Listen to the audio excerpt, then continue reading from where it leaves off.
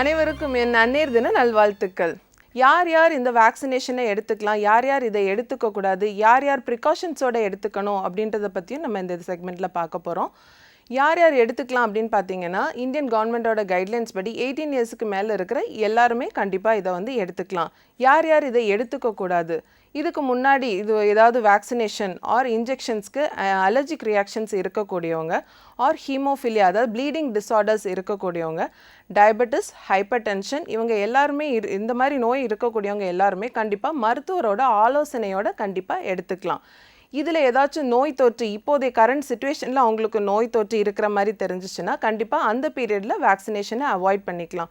நோய் தொற்று முடிஞ்சதுக்கு அப்புறமா 2 to 4 வீக்ஸ் வரைக்கும் தாண்டி திரும்ப வந்து அவங்க வந்து இந்த வேக்சினேஷனை ஃபர்ஸ்ட் டோஸ்லேருந்து கண்டினியூ பண்ணி அவங்க வந்து போட்டுக்கலாம். மென்சஸ் பீரியடில் எடுத்துக்கலாமா அப்படின்ற ஒரு கேள்வி எல்லாருக்குமே இருந்துகிட்ருக்கு.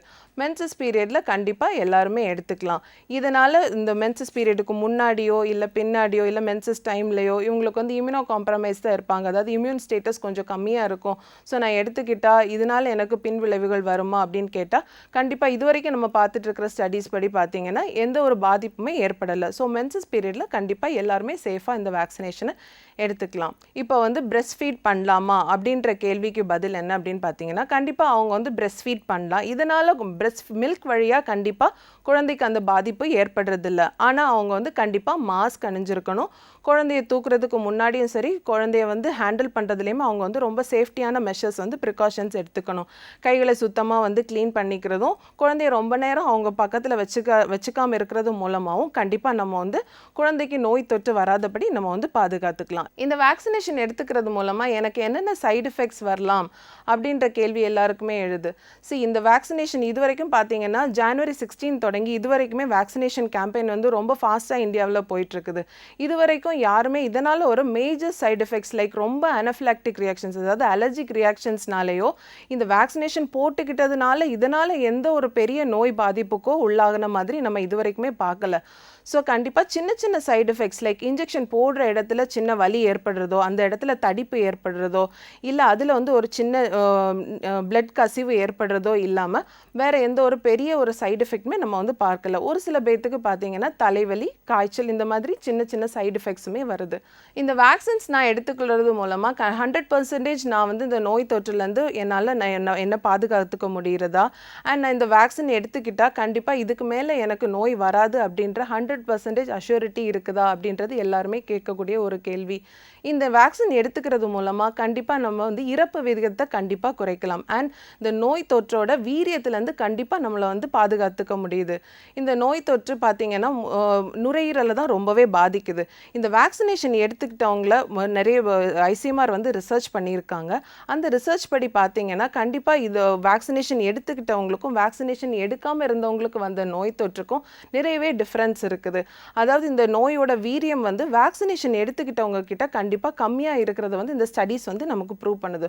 ஸோ கண்டிப்பாக வேக்சினேஷன் எடுக்கிறது மூலமாக நம்ம வந்து இந்த ட்ரெட்ஃபுல் டிசீஸ் அதாவது இந்த இறப்பு விகிதம் அதிகமாக இருக்கக்கூடிய இந்த நோய் தொற்றுலேருந்து நம்ம வந்து பாதுகாத்துக்க முடியுது. ஃப்யூச்சரில் எனக்கு வந்து இதே கோவிட் நோய் வர வாய்ப்பு இருக்குதா அப்படின்னு கேட்டிங்கன்னா கண்டிப்பாக அது வந்து உறுதியாக நம்மளால் இப்போ சொல்ல முடிகிறது இல்லை. ஆனால் இது நோய் தொற்று வருவதற்கான வாய்ப்புகள் இருக்குது.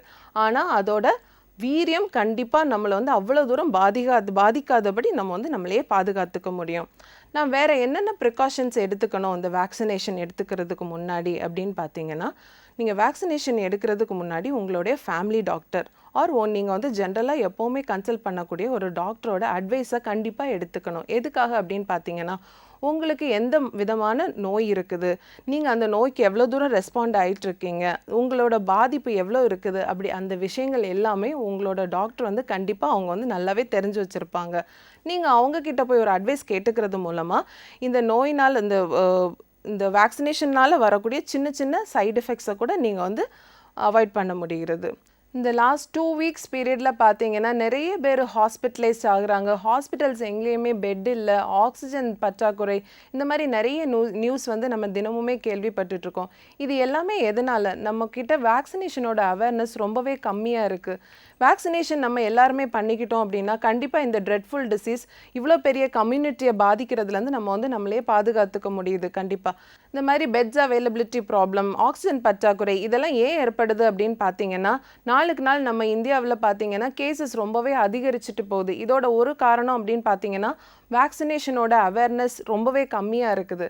ஒவ்வொருத்தரும் கவர்மெண்ட் அறிவிச்சிருக்கக்கூடிய ஒவ்வொரு ஸ்ட்ரிக்டான கைட்லைன்ஸையும் நம்ம கரெக்டாக ஃபாலோ பண்ணி அவங்க சொல்லக்கூடிய அந்த தடுப்பு முறைகளை நம்ம வந்து கரெக்டாக எடுத்துக்கிட்டோம் அப்படின்னா சீக்கிரமாகவே நம்ம இந்த நோயிலேருந்து வெளிவரலாம். அண்ட் மாஸ்க் ஃப்ரீ வேர்ல்டாக நம்ம வந்து கண்டிப்பாக நம்ம இந்தியாவை கண்டிப்பாக நம்ம வந்து மாற்ற முடியும். யார் யார் ஹாஸ்பிட்டலுக்கு போய் ட்ரீட்மெண்ட் எடுத்துக்கணும், யார் யார் வீட்டிலே இருந்து ட்ரீட்மெண்ட் எடுத்துக்கலாம் அப்படின்ற கேள்வி நிறைய பேர் கேட்குறாங்க. பாசிட்டிவ் ரிசல்ட், அதாவது கோவிட் RT-PCR டெஸ்ட் வந்து பாசிட்டிவ் வந்த எல்லாருமே கண்டிப்பாக ஒரு மருத்துவரோட ஆலோசனை கண்டிப்பாக அவங்க வந்து எடுத்துக்கணும். டாக்டர் வந்து அட்வைஸ் பண்ணுவாங்க, அவங்க வந்து கேட்டகரைஸ் பண்ணுவாங்க. நீங்கள் வந்து ஏசிம்டமேட்டிக்காக இருக்கிறீங்க, உங்களுக்கு எந்த ஒரு நோய் தொற்றுமே இல்லை, ஸோ நீங்கள் வந்து ஹோம் குவாரண்டைன்லேயே இருந்துக்கலாம் 14 days or 7 days என்னென்ன டாக்டர் அட்வைஸ் பண்ணுறாங்களோ அந்த மாதிரி நீங்கள் வந்து ஃபாலோ பண்ணிக்கலாம். ஏசிம்டமேட்டிக்காக இருக்கிறவங்க. சிம்டமேட்டிக்காக இருக்கிறவங்க கண்டிப்பாக டாக்டரை அணுகி அவங்கக்கிட்ட அப்சர்வேஷனில் இருக்கிறது மூலமாக நம்ம அந்த நோயோட எண்ட் ப்ராப்ளம் அந்த மாதிரி ஒரு எண்ட் ரிசல்ட்டுக்கு போய் நிற்காம கண்டிப்பாக அதுக்கு முன்னாடியே சீக்கிரமாக நம்ம வந்து அந்த நோய் தொற்றுலேருந்து குணமாகி வெளியே வர முடிகிறது.